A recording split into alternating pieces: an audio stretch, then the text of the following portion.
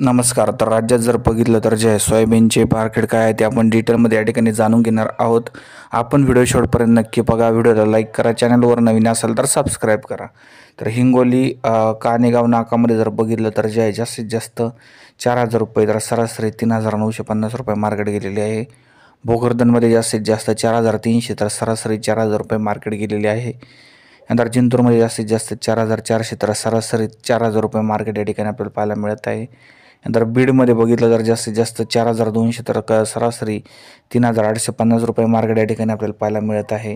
नंतर अकोलामध्ये बघितलं तर जे आहे सरासरी 3,965 तर जास्तीत जास्त 4,200 रुपये मार्केट या ठिकाणी पाहायला मिळत आहे. यानंतर जर बघितलं तर जे बहुतांश बाजार समित्यांमध्ये जे सोयाबीनची आवक म्हणावं तशी या ठिकाणी सुधारलेली नाही. एकंदरीत जर बघितलं तर जे विविध बाजार समित्यांमध्ये जे मार्केट ॲव्हरेजमध्ये जे बाजारभाव या ठिकाणी आपल्याला पाहायला मिळत आहे. व्हिडिओ आवडल्यास या ठिकाणी जे लाईक करा. धन्यवाद.